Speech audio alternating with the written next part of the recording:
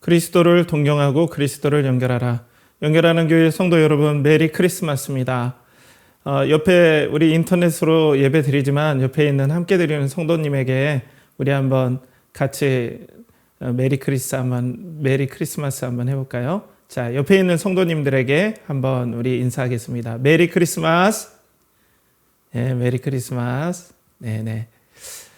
자, 오늘 드디어 우리 주 예수 그리스도께서 탄생하신 그 기쁜 날을 우리가 함께 기념하고 즐거워하면서 예배드리는 날입니다. 오늘도 하나님께서 부어주시는 은혜의 말씀을 통하여서 예수 그리스도께서 우리에게 얼마나 소중하시고 전부가 되시는지 우리 함께 그 은혜를 나누고 또 인터넷으로 예배드리는 우리 성도님들 삶 가운데서 그런 은혜가 큰 힘과 격려가 되길 축복합니다. 함께 기도하겠습니다. 하나님 아버지, 오늘도 은혜를 내려주시고 우리의 갈급한 마음, 주 예수 그리스도께서 오셔서 우리의 이 상처나고 지치고 때로는 하나님의 위로를 바라는 그 마음에 예수 그리스도에 오시면 얼마나 큰 의미가 있는지 알려주시고 또 위로하시고 격려해 주시고 또 성령의 깊으신 은혜가 우리에게 능력과 또 임재로 함께하여 주셔서 주 예수 그리스도만이 우리의 소망임을 다시 한번 확인하는 복된 시간 되게 하여 주시며 또 말씀을 전하는 저와 또 듣는 인터넷으로 예배드리는 우리 성도님들에게 은혜와 평강으로서 또 함께 하심으로써 역사하여 주시옵소서. 예수님의 이름으로 기도하옵나이다. 아멘. 자, 오늘 말씀은 요한복음 말씀 우리가 계속 강의했었는데요. 오늘은 마태복음 말씀으로 크리스마스 성탄 말씀으로 우리가 함께 말씀을 나누겠습니다. 오늘 말씀의 제목은 은혜 아래 걱정을 내려놓고 라는 제목으로 마태복음 2장 1절에서 12절까지 말씀을 가지고 여러분들과 함께 은혜의 말씀 나누겠습니다. 요즘에 이제 내년에 2023년을 전망하는 제가 계속 트렌드 2023이라는 그 책을 가지고 김남도 교수님의 책을 가지고 여러분들과 함께 지난주도 그렇고 지난주도 그렇고 이렇게 나눴죠. 내년의 전망에 대해서 우리가 궁금해 하잖아요. 그러니까 사회학자나 인류학자의 그런 분석도 우리가 참고해 볼 만한데요. 거기에서 내년은 이제 불황이라는 것은 대부분 경제학자들도 거의 확실하게 전망하는 바입니다. 꽤 불황이 2년 내지 3년 될 거라는 사람들도 있고 다양한 예측들이 있습니다. 그 가운데서 이 트렌드 2023에서 어떤 센서스, 그러니까 통계조사한 부분들을 함께 나눠본 적이 있어요. 그런데 각국마다 당신은 뭐가 가장 소중합니까? 라고 할 때 다른 나라 사람들은 가족입니다. 대부분 이러는데 유일하게 우리나라 사람들만 돈이라고 그랬대요. 자, 트렌드 2023에서 이렇게 나와 있어요. 무엇이 삶을 의미 있게 하는가? 그러니까 뭐가 가장 중요한가라는 거겠죠. 여기서 미국 여론조사 업체 퓨리서치 센터가 17개국 성인에게 물었다. 14개국 국민은 가족을 꼽은 반면 유일하게 한국 국민은 물질적 풍요를 꼽았다. 자, 그러면 우리나라 사람들이 돈밖에 모르는 이상한 사람들 속물입니까? 저는 그거는 아니라고 봐요. 왜냐하면은 다른 나라보다 우리가 상대적으로 물질적인 그런 압박들을 상당히 많이 경험하고 있고 느끼고 있다. 상당히 많이 다른 나라보다 이 물질적인 압박. 여기서 조금이라도 뒤로 물러나면 도대체 뒤로 더 이상 물러날 데가 없다. 꼭 돈이라도 있어야만이 이 위기 상황에서 내년에 불황이라고 하는데 이 위기 상황에서 가족을 지킬 수 있는 건 가족보다 가족을 지킬 수 있는 돈이 먼저다. 이런 의미에서 한국 사람들은 돈을 선택했다. 물질적인 풍요를 얘기했다라고 봐요. 자, 참 이런 부분에서 우리는 사회의 어떤 흐름들을 좀 읽을 수가 있죠. 이 돈이 될 수 있고 또 돈을 보장받을 수 있는 성공이라든지 스펙들을 더욱더 한국 사회는 중요하게 여깁니다. 저는 유키즈 온 더 블럭이라는 TVN에서 나오는 유재석 씨가 나오는 그 프로그램을 즐겨 봅니다. 사회의 유명 인사라든지 또 뜻깊은 일을 하시는 분들이 나오지만 거의 90% 가까이는 성공하신 분들이 나와요. 스펙이 괜찮은 분들. 또 공부를 잘하시는 분들, 돈을 많이 버신 분들, 사회적으로 유명하게 된 분들이 대부분 나옵니다. 그럼 우리는 그들을 동경하고 야 좋다. 그리고 뭐 어떤 분은 뭐 훌륭한 일을 하시는 분에서 정말 대단하다 하지만 대부분 사회에 성공하거나 돈으로 꽤나 자수성가한 아니면은 성공을 이룬 그런 분들의 얘기가 계속 나오면서 우리는 어떤 생각을 할까요? 아, 인생이 행복하려면 성공해야 되고 어느 정도 스펙을 가지고 있어야 되는구나. 아무리 사랑이 좋고 우정이 좋고 또 가족의 화목이 좋을지라도 돈 없으면 한국 사회에서는 아무것도 아니다. 성공이 아니고서는 돈이 아니고서는 아무리 좋은 가치가 있어도 한국 사회에서는 힘들다. 그러니까 그 돈을 벌 수 있는 스펙이라든지 또 성공이 보장되어야만이 우리 인생은 행복할 것이다. 2023년 불황이 온다는데 우리가 버팀목이 무엇인가? 성공이다, 돈이다. 그 돈을 벌어줄 수 있는 내가 가지고 있는 어떤 위치, 스펙이다. 이런 관점들이 한국 사회에 분명히 있습니다. 또 성도님들도 우리가 신앙은 좋지만은, 믿음은 좋지만은 돈이 있어야 된다. 뭐니 해도 우리가 돈이 있어야 된다. 이런 암암리의 생각들이 우리가 인정하든 않든 우리 마음속 깊이 어느 순간에 우리를 설득하고 또 우리에게 상당한 영향력을 끼치는 것들을 보게 돼요. 자, 그런데 오늘 성경에 보면은 이제 마태복음 말씀인데 원래 제가 이 동방박사 이 크리스마스에 관련해서 말씀을 찾다가 우리가 이 말씀이 가장 무난하잖아요. 동방박사 나온 이 환영의 말씀 또 바깥에서 예수 그리스도를 경배하려는 이 말씀을 가지고 우리가 이제 나누려고 말씀을 연구하는데 참 말씀을 읽으면서 은혜가 되고 또 현 시대를 읽는 어떤 통찰들을 하나님께서 우리에게 주신다고 생각이 됐습니다. 오늘 이 마태복음 2장 말씀은 이제 하나님께서 다윗의 후손을 통하여서 예수 그리스도를 유대인의 왕으로서 만왕의 왕으로서 그리스도 메시아로서 이 땅의 구주로서 보내주셨다. 그래서 족보들을 쭉 열거하고 이 만왕의 왕께서 임마누엘 하나님이 우리와 함께 하신다. 이 축복을 주시기 위해서 이 처녀된 마리아에게 성령으로 잉태되게 하셔서 이제 곧 출산을 앞두는데 2장으로 넘어가서 이 임마누엘 되신 축복의 메시아 세상을 구원하고 우리를 복되게 하는 우리의 모든 슬픔들의 눈물을 닦아줄 이 구원자가 드디어 태어나십니다. 라고 하면서 2장이 딱 이렇게 포문을 열어요. 그런데 자, 오늘 말씀에 보면은 1절에서 2절 보면 이렇게 나옵니다.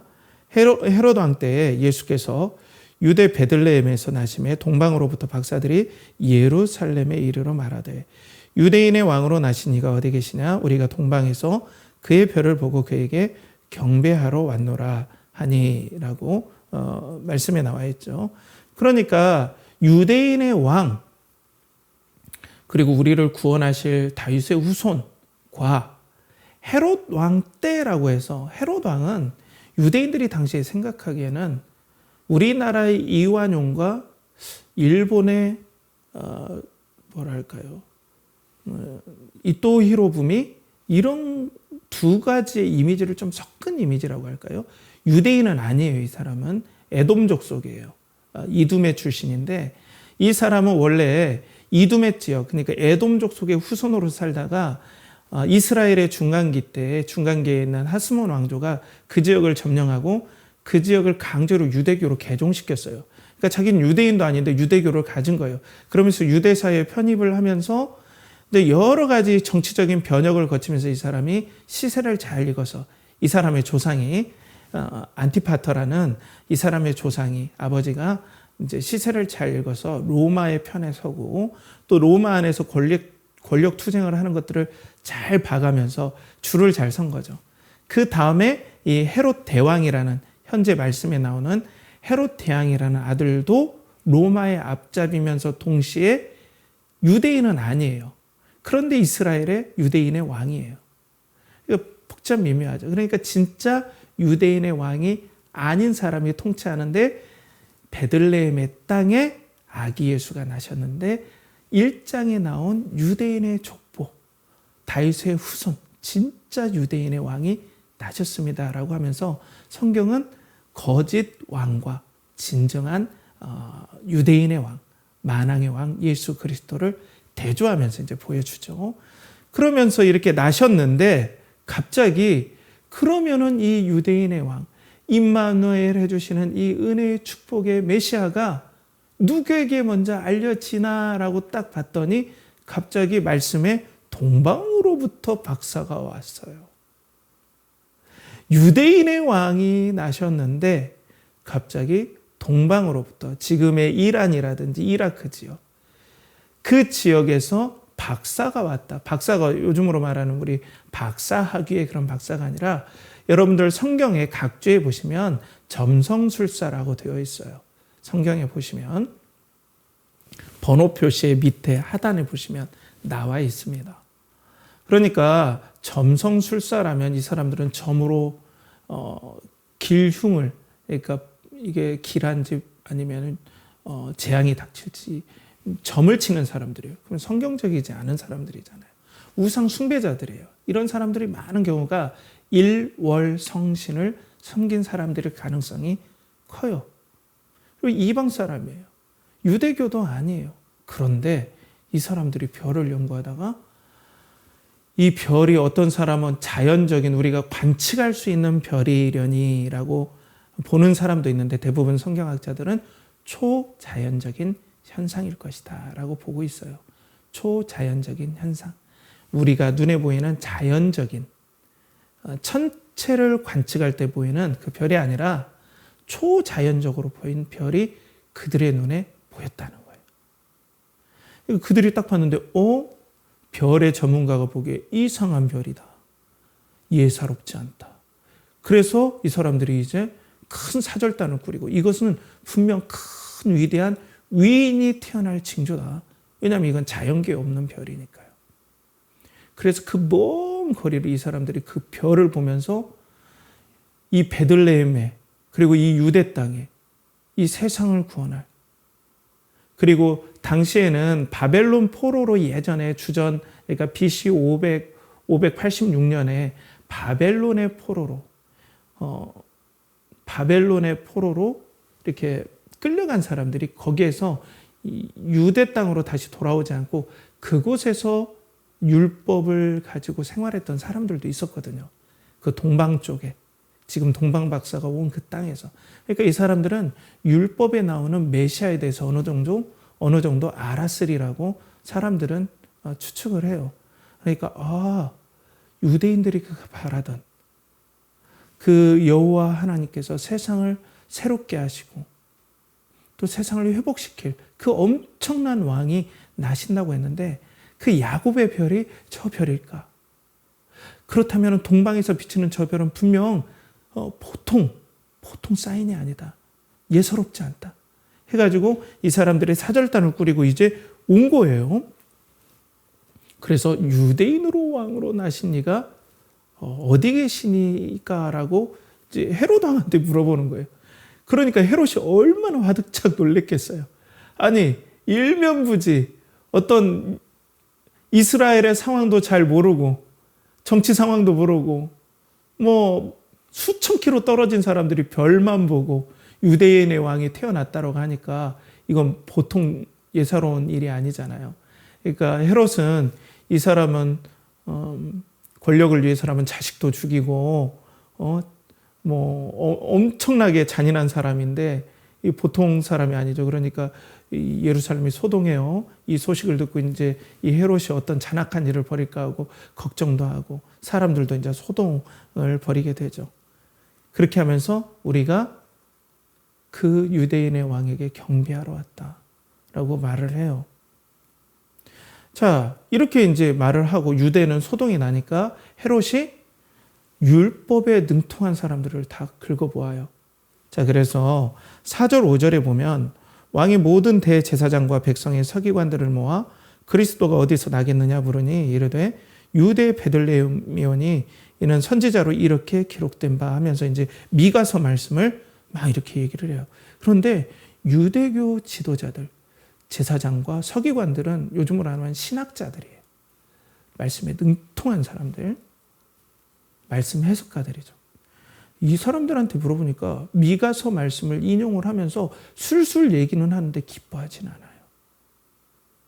정작 율법을 연구하고 성전에서 제사 드렸다는 그 사람들, 가장 예수 그리스도에게 민감해야 되고 메시아의 탄생에 가장 민감해야 될 사람들, 유대교의 전통을 가진 사람들은 예수 그리스도가 태어나시고 이 땅에 유대인의 왕, 만왕의 왕이 태어나신 것에 대해서 무지하고 아무 감각이 없는데, 엉뚱한 율법과는 아무 연고가 없는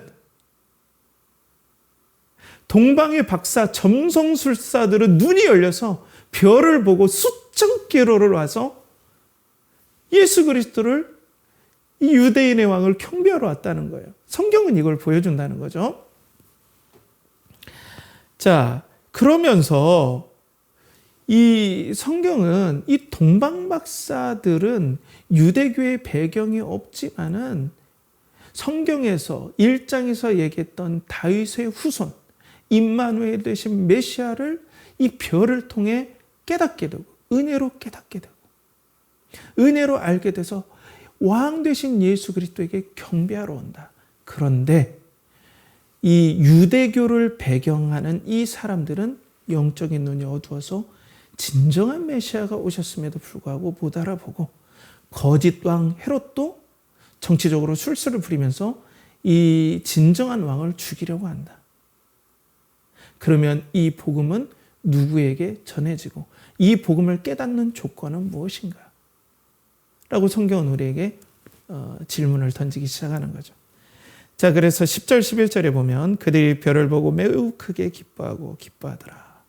집에 들어가 아기와 그의 어머니 마리아와 함께 있는 것을 보고 엎드려 아기께 경배하고 보배압을 열어 황금과 유향과 모략을 예물로 드리니라. 자, 이 동방 박사들은 뭐 세 사람이라고 하는데 세 사람이라고 하는 근거는 없어요. 이 예물이 세 개니까 세 명이 왔을 거라는 생각이 드는데 아무튼 뭐 성경학자들은 엄청난 사절단이 될 수도 있겠다라고 보기는 하죠. 근데 이들이 별을 보고 엄청 기뻐해요. 이들의 눈에만 보이나 봐요, 별이. 별이 나니까 진짜 기뻐해요. 율법도 모르는 사람, 제사도 드려본 적이 없는 사람에게 믿음의 눈이 열리고 은혜의 눈이 열려서 유대인의 왕 예수 그리스도를 경배하게 되는 이 놀라운 일이 벌어짐을 성경은 오늘 보여줘요. 그러니까 성경은 우리에게 질문을 던져요. 진정한 하나님의 백성과 성도들, 메시아를 알아보는 성도들은 누구인가?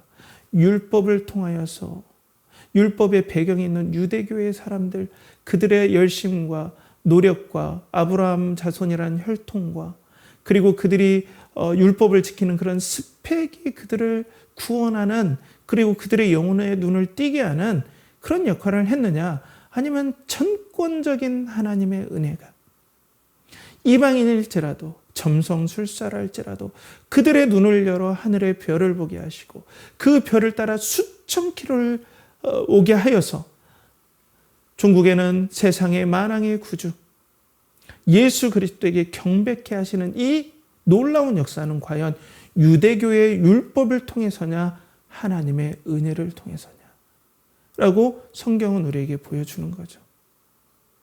이 말씀의 배경을 보면은 사실 이 말씀을 기록한 이 마태는 아마 이 시리아에 있는, 그러니까 지금으로 말하면 시리아의 안디옥인데 지금으로 말하면 터키에 있는 지방이에요. 근데 이 안디옥 지방에 당시에 AD 70년 이후에 이제 어떤 신앙의 예루살렘의 신앙 핍박과 또 로마에 의한 성전 파괴가 있어서 유대교를 믿는 유대인 성도들이 이제 다른 나라인 시리아에 있는 안디옥으로 대거 이주하게 되었어요. 그러면서 기존에 있는 유대교는 우리 예수 그리스도를 믿는 성도들을 출교시키고 이단으로 정죄했습니다. 이제 이것이 바로 나타나진 않지만 계속해서 AD 70년 이후에 계속해서 유대교 회당이라든지 그들의 저주 기도문이라고 해서 기도를 할 때 예수 그리스도를 믿는 사람들을 막 저주하는 그런 기도문이 이제 뭐 AD 100년 지나서 그 어간에 이제 나오기 시작을 해요. 그러면은 이제 성도들은, 이렇게 이주해 온 성도들은 예수 그리스도를 믿어요. 그러면 진정한 신앙과 교회는 과연 어떤 사람으로 구성되어야 되냐라는 고민이 있을 거예요. 유대교는 우리를 출교시키고 유대교 안에서 새로운 어떤 흐름으로 끌어서 진정한 유대교는 우리다라고 성도들은 그렇게 주장을 했는데, 기존의 유대교, 예수 그리스도를 믿지 않는 유대교는 너희들은 출교다라고 쫓아냈거든요. 그러면 이제 진정한 교회와 진정한 성도와 어떻게 보면 진정한 유대교는 어떻게 우리가 정의를 내릴 것인가 라는 고민이 생겼겠죠. 그런데 마태복음 2장을 통해서 이 마태라는 하나님의 사람이 성령의 감동을 통하여서 이 쫓겨나온 성도들과 또 이 성도들이 세운 그 교회에 이방인들이 왔었겠죠. 그러니까 이방인들이 온 이 모든 사람들에게 이 성경을 읽힘으로 말미암아 이제는 하나님의 백성은, 임마누엘 하시는 하나님의 은혜는 유대교의 전통과 율법을 따라서 그 스펙으로, 또 아브라함의 혈통이라는 스펙으로 성도가 되는 것이 아니라, 하나님 백성이 되는 것이 아니라 이제는 오직 그리스도 안에서 부르시는 은혜와 사랑과 십자가의 공로를 믿는 그 믿음을 통하여서 하나님의 백성이 되는 것이다.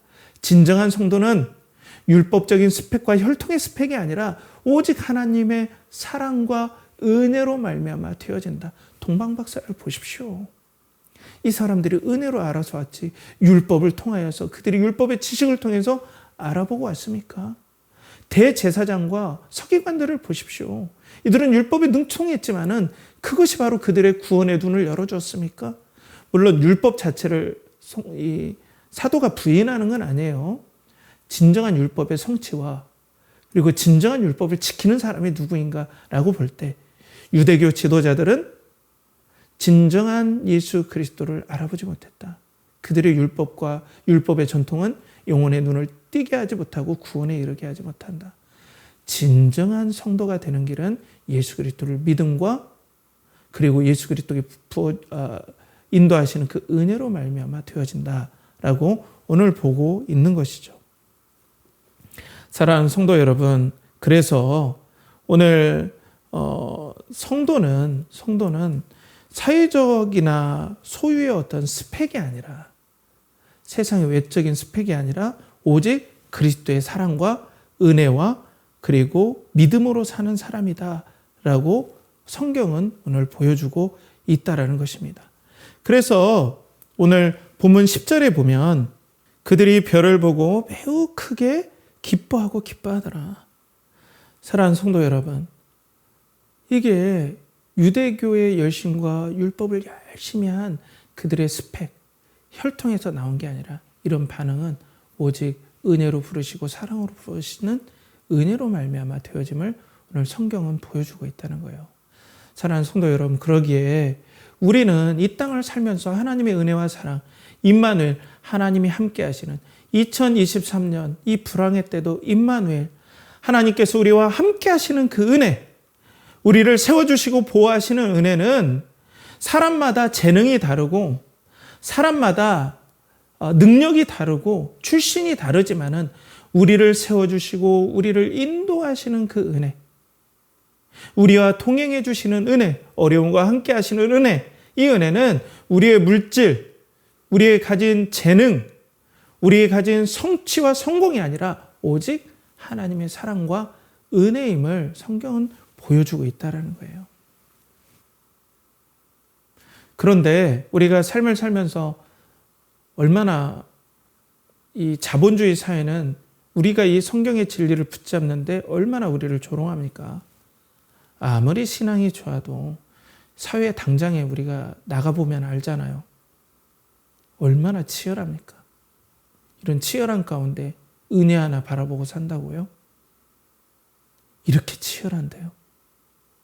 눈 뜨고 코 베어가는 게 옛날 시골 사람들이 서울 올라갈 때 아무런 정보가 없기 때문에 눈 뜨고 코 베어가는 곳이 서울이다라는 그런 말이 나왔는데, 요즘은 아무리 정신을 차리려고 해도 얼마나 많은 위험들이 도사립니까?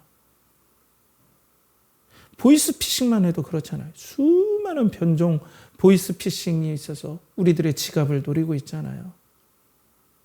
그리고 우리가 뭘 사업을 하려고 해도 너무 시대가 빨리 변하니까 조금 사업에 정착하면 트렌드가 바뀌어버리고 얼마나 돈 벌기 힘든 세상입니까? 그러니까 이 모든 환경을 뛰어넘는 스펙, 또 능력, 이런 것들이 있어야 행복하고 편하게 사는 거 아닙니까? 성경에서 말하는 은혜와 사랑이 이 어려운 시기를 이겨내는 하나님의 거룩한 통로와 능력이 된다라고 하는 이 부분에 대해서 계속해서 세상 우리를 조롱하듯 계속 이 자본주의 사회에서는 아니야, 스펙이야, 아니야, 돈이야, 성공이야 라고 우리에게 계속해서 얘기를 해온다는 거예요. 참 어려운 시대에 우리가 살고 있습니다. 성도로서.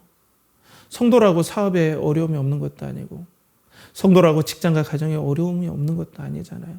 그러니까 우리는 눈에 보이는 어떤 확실한 것들을 원해요. 돈이 확실하잖아요. 성공이 확실하잖아요. 아니면 이런 모든 불황을 뛰어넘는 능력이 확실하잖아요. 그런데 성경은 오늘 진정 우리가 임마누엘 하는 축복, 그 영광스러운 하나님, 은혜의 하나님, 모든 것들을 주관하시는 만왕의 왕이 함께 하신다면 뭐가 문제겠습니까? 뭐 다른 사람이 뭐라고 할지라도 만왕의 왕이신 우리 주 예수 그리스도가 함께 하시는 그 은혜는 어떻게 오냐? 성공도 아니고 돈도 아니고 어떤 성취도 아니고 스펙도 아니다. 오직 우리를 사랑하시려고, 보호하시려고, 은혜로 이끄시려고, 끝까지 임마누엘 하시려고 부르신 하나님의 은혜만이 우리를 보호하신다. 그 은혜 믿고 우리는 2023년을 갈 수 있다라고 성경은 얘기를 해요. 사랑하는 성도 여러분, 우리 주 예수 그리스도는 베들레헴에서 태어났죠. 베들레헴 어디입니까? 마구간입니다. 그분의 스펙은 베들레헴 마구간에서 태어났어요. 동방 박사는 이 정도의 스펙을 가진 유대인의 왕, 만왕의 왕이면 예루살렘 궁전에 있을 거라고 그들은 생각했지만 거기에 있지 않았어요. 가장 낮은 스펙으로 오신 거죠. 마구간에서. 여러분들 마구간에서 태어나신 분 계십니까? 시골에서 태어났다 할지라도 방에서 대부분 출산을 하기도 하지만 부엌이나 외양간에서 태어난 사람은 제가 보기엔 거의 없을 거예요. 전쟁통이 아니고서는.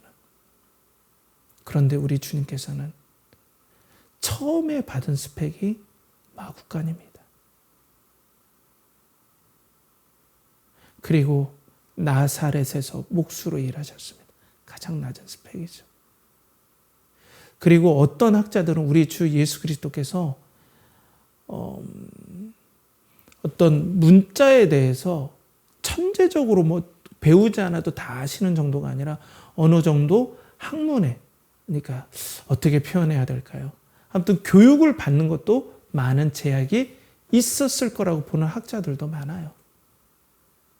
그러니까 스펙, 그리고 재능, 그리고 성취 이런 걸 본다면 하나님이신 아들 주 예수 그리스도는 가장 낮은 스펙으로 오셨어요.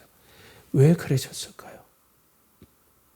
이렇게 낮고 낮은 곳에서 오셔서 하나님과 임마누엘, 성령님과 임마누엘 하셔서 이 땅에서 그 가장 척박한 스펙과 환경임에도 불구하고 하나님의 가장 은혜의 축복들이 부어지고 임마누엘 해주시는 성부 하나님의 은혜가 성자에게, 그리스도에게 부어짐을 우리에게 보여주심으로 우리의 인생의 진정한 삶과 행복과 기쁨은 뭘 가지고 성취하고 뭘 이루고 그것이 우리를 든든하게 받쳐주시는 것이 아니라 살아계신 하나님께서 우리를 사랑해 주시고 일마다 때마다 도와주시고 위로하시고 격려하시는 그 은혜로 말미암아, 그 선택해 주심으로 말미암아, 또 우리 자녀들의 삶에도 그들의 대학이 그들의 인생을 책임져 주는 것이 아니라 그들을 사랑하시고 보호하시는 하나님께서 그들을 책임져 주시고 동행해 주실 때 인생은 든든히 서가고 임마누엘 해주시는 은혜를 경험할 수 있다. 그것이 어떻게 오냐? 스펙이 아니라 하나님의 사랑과 은혜로 온다라는 것을 성경은 보여준다는 것입니다. 사랑하는 성도 여러분, 2023년 만만치 않을 겁니다. 그렇기 때문에 그렇다면 목사님, 우리는 은혜, 사랑을 의지하기 때문에 뭐 준비 안 해도 되나요? 그게 아니죠. 하나님과 동행하면서 내가 준비할 건 은혜를 따라서 하나님의 인도하심을 따라서 내가 마땅히 해야 될 것은 함을 통해서 우리가 준비해 나가되 하나님께서 사랑하시지 않고는 어떤 일도 하나님의 사랑이 없이는 어떤 일도 좋은 일도 아니면 어려운 일도 어떤 일도 우리에게 일어나지 않는다라는 그 우리를 불러주신 사랑과 은혜의 하나님에 대한 분명한 신뢰 가운데 우리는 2023년도 우리 주 예수 그리스도 임마누엘 하시고 이 성탄에 오신 우리 주 예수 그리스도로 말미암아 우리는 뚫고 갈 수 있다라는 것을 성경은 또한 우리에게 보여주고 있다는 것입니다. 내년에도 불황의 폭풍은 만만치 않게 불 겁니다. 그렇지만 그 가운데 우리를 사랑과 은혜로 불러주신 하나님, 어떤 스펙이 단지 이것을 좀 막아주는 잠깐의 보호막이 인간적으로는 될 수 있지만 진정한 삶의 인생의 보호막은 하나님께서 우리에게 은혜와 사랑으로 불러주신 이 사랑 때문에 우리가 2023년과 이후에도 살 수 있고 우리 가정과 우리의 삶의 모든 것들이 이 은혜로 부르심의 이 은혜로 동방박사가 예수 그리스도의 그 별을 본 것은 그들의 율법과 스펙이 뛰어나서가 아니라 오로지 불러주신 그 은혜 때문에 그들이 별을 보고 경배할 수 있었듯이 2023년에도 우리를 은혜로 불러주신 하나님께서 예수 그리스도를 경배하며 하나님의 사랑에 확신하며 어려움은 뛰어넘고 또 도와주시고 또 임마누엘 동행하시는 그런 은혜가 있음을 오늘 성경은 우리에게 보여주고 있다는 것입니다. 사랑하는 성도 여러분, 그러니 세상에 가서 왜 나는 성공이 없고 아니면 내게 허락되지 않은 성공, 나에게 없는 그 성공이 없음을 한탄하면서 원망하는 그런 삶이 아니라 은혜로 불러주신 그 예수 그리스도로 만족하고 우리가 해야 될 일을 성실히 감당하는 2023년의 은혜의 한 해, 또 능력의 한 해, 또 2022년을 뒤돌아보는 감사의 하루 크리스마스가 되길 간절히 축복합니다. 함께 기도하겠습니다. 하나님 아버지, 동방박사는 그들이 유대교를 잘 믿어서 별을 본 것이 아니라 오직 사랑과 은혜로 불러주시는 그 은혜에 힘입어 눈이 떠지고 별을 본 줄 믿습니다. 그들만이 임마누엘 되시는 예수 그리스도께 경배하는 놀라운 은혜들을 오늘 마태복음은 보여주고 있습니다. 하나님 아버지, 우리는 아무 자격과 공로가 없지만 오직 사랑하시기로 작정하신 하나님의 사랑과 은혜가 우리를 불러주셔서 이 험한 세상도 뚫고 나갈 수 있는 은혜도 주시고 또 위로도 주시고 힘과 능력도 주실 줄 믿습니다. 하나님께서 우리의 성도들을 위로하여 주시고 세상에서 나는 왜 성공하지 못했고 돈이 없고 또 무엇에 성취가 없느냐 이런 것에 원망하며 삶을 비관적으로 바라보는 것이 아니라 오직 우리를 사랑으로 불러주신 그 예수 그리스도의 오심을 기뻐하며 성탄에 오신 예수 그리스도를 찬양하며 하나님께 영광 돌리는 복된 연결하는 교회 성도들이 되게 하여 주시옵소서.